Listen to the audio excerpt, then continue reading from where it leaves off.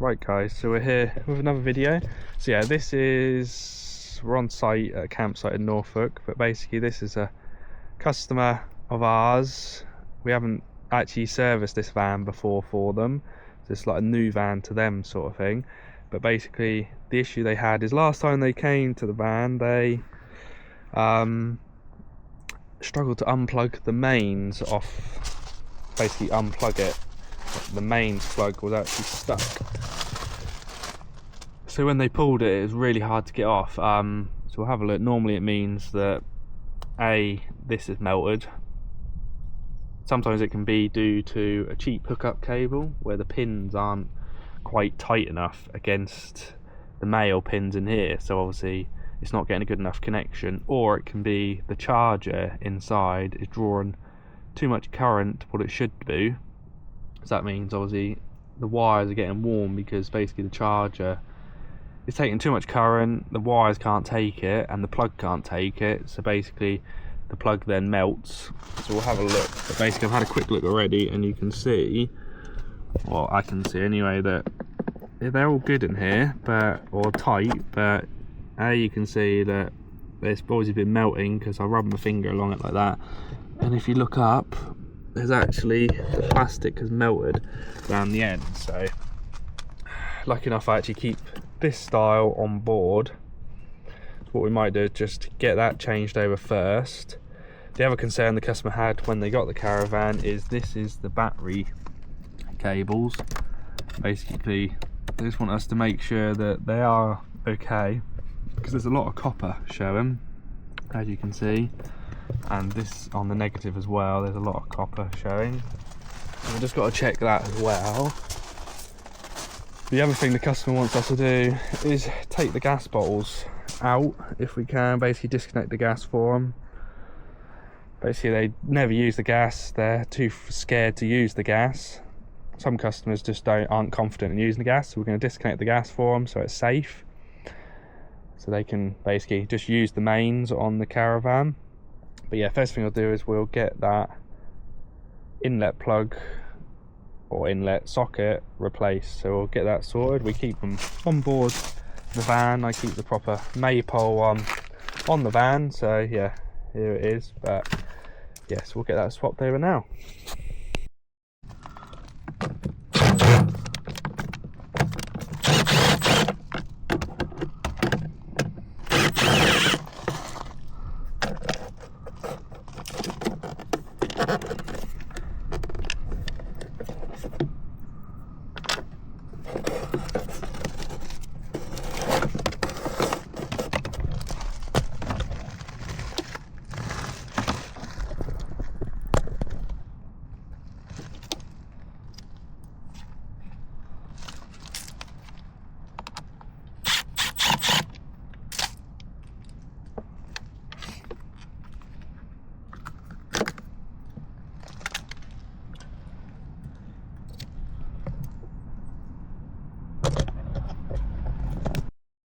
Right guys, so as you saw, it's pretty straightforward to get these out, but yeah, like I said, these are all melted. I'm not sure if you can see or not, but basically the actual pins are melted on the plug and the wires have all melted and actually burnt all of the insulation off, so there's literally just copper there now. So yeah, what we're going to have to do is we'll basically chop these wires off, basically cut the wire because we've got plenty of slack here, so we'll just chop it down a little bit, reconnect it up, and then obviously we'll then test it and see if the charger is pulling too much current or not, and obviously we can get the charger changed as well if it needs doing. So yeah, we'll get this changed over now.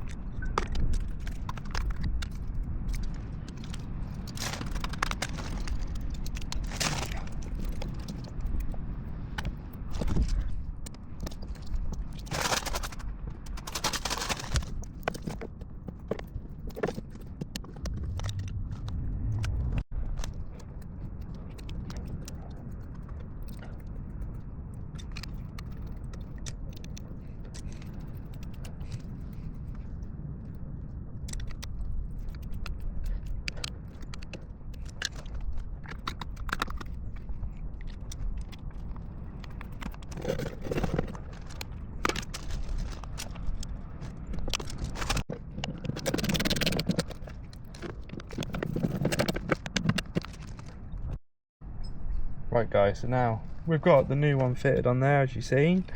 So this is the old one. I'm a bit closer up view, and as you can see, all these are melted.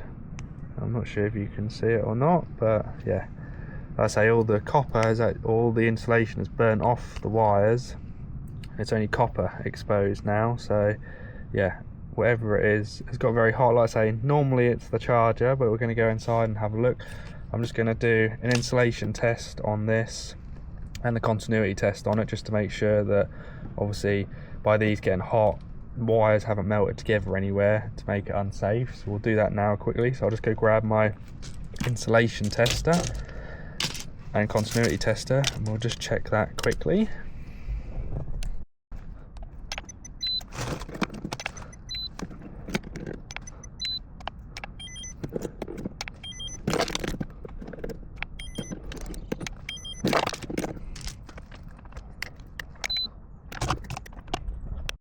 Right guys, so as you saw, I've done the tests, the continuity test and the insulation test, and it's passed on that, so that's good.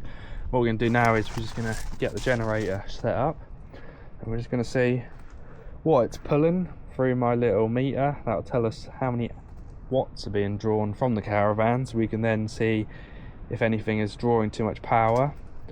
We can turn all the RCDs off inside, so basically we can now individually turn them on just to see what they're pulling, just in case something is pulling way too much current. It's not going to cause any more damage to the new plug or my cable or the generator, so we'll individually do it. And if I can hear suddenly it taking a lot of load on the generator will obviously rev up. I can then flick the MCB off again just to make sure that there isn't any problems. So that's what we'll do now. We'll get this fired up, we'll then go inside, turn everything on individually and just see what's happening. Right, so we're in the caravan now, and they've got the RCDs just here, so we'll turn them on individually. So this is the sockets, this is the heater and boiler. Obviously it won't come in yet because we haven't turned it on at the actual switch, and this is the charger and the fridge. So what we'll do is we'll just see what it's pulling. It doesn't sound like it's pulling too much. All we'd expect at the moment is, because the fridge is off, everything is switched off apart from the charger, so we'd expect it to be pulling probably around 80 to 100 watts if the charger is working. So the charger is working correctly, so yeah, we've got about 110 watts there at the moment. What we'll do is we'll just get a multimeter and we'll just make sure the charger is working.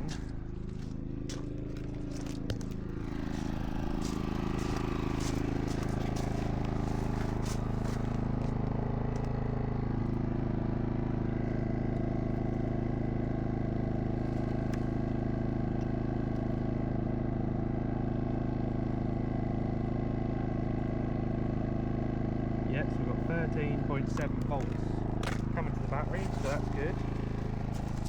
What we're going to do now is try the other things. So we'll try the fridge now, make sure that's pulling the correct amount of wattage. We not expect about 100, so we not expect it to be pulling just over 200 watts with the fridge switched on.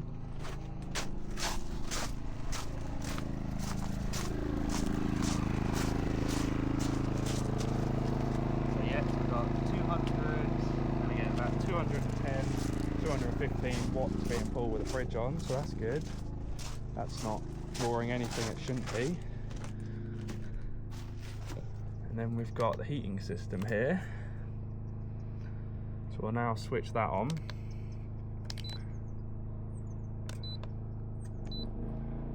So we'll set it on, we'll try all three settings. So we'll try it on 1 kilowatt, 2 kilowatt, 3 kilowatt.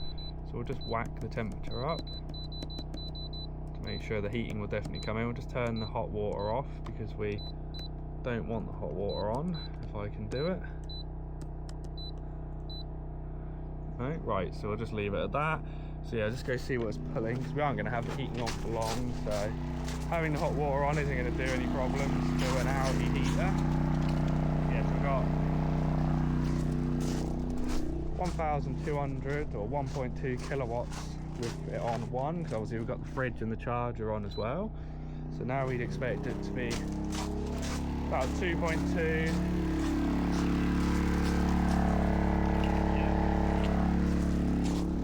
And obviously finally we'll put the heater on to 3 kilowatts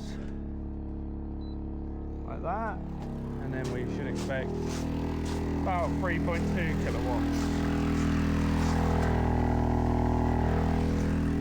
Yeah, so that's good. So nothing is pulling anything out of the ordinary. So we'll just turn the heating back down. The customer has left their old plug here.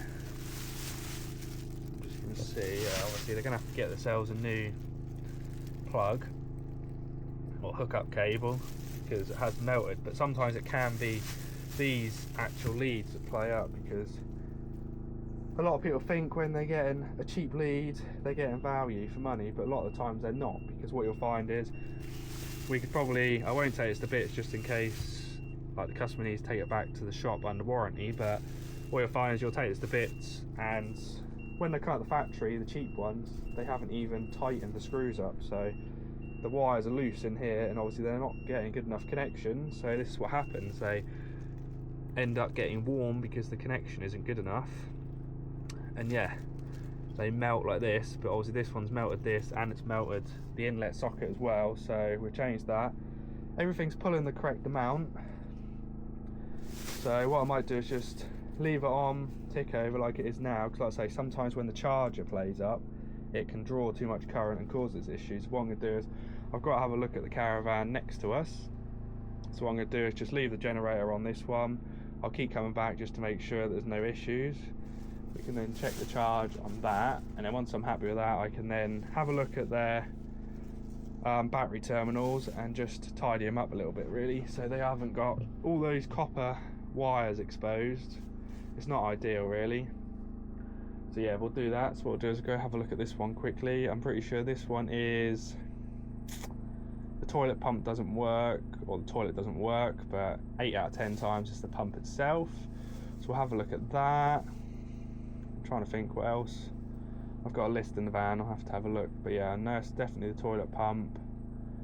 I know they wanted me just to check the mains quickly, just check basically quickly the electrics, to check the battery, check the mains, to just check everything working as it should do, basically just a quick overhaul, because they've literally just bought it, so they just want me just to quickly go through everything just in case there is any issues. So yeah, we'll do that quickly now.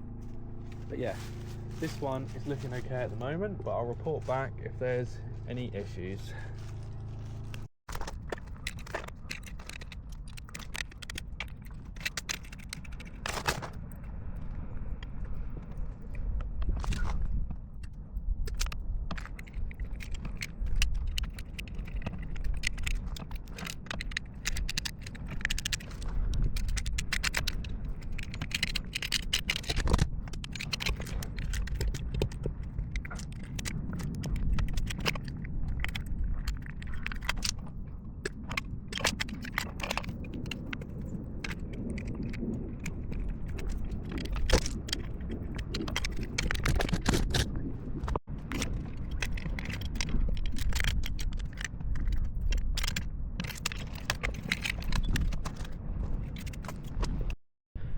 Right guys, so as you saw, these are now nice and tidy.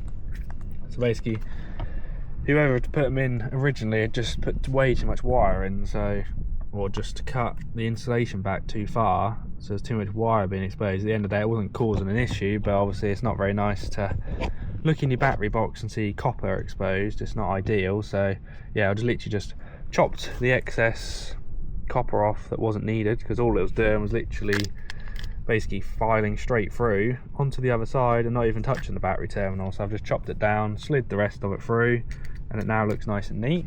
So that's now done, so we can get all this put back into there.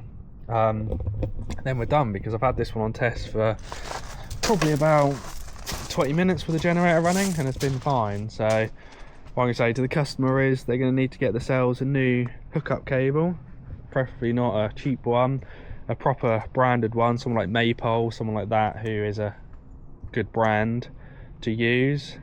So that's what I'll say. At the end of the day, obviously we've fitted the new inlet socket, so yeah, we've just got that with the other one.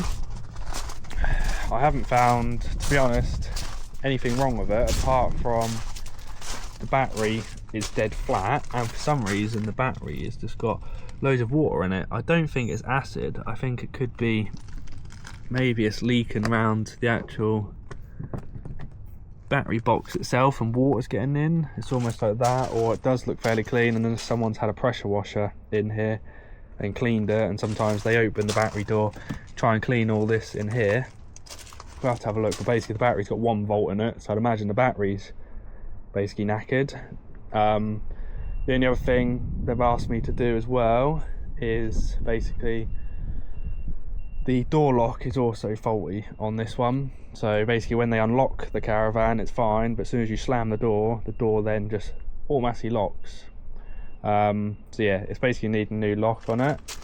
So we're going to order one of those for this. So basically I'm going to have a word with him and just say, and then the other thing was the toilet pump didn't work, but I don't think they knew exactly how to use it, because basically on these you have to have the pump running because it uses the same feed for the pump, for the water pump, as the toilet pump. So as soon as I turned the water pump on, went to the back, tried the toilet, it's working fine, so that's good.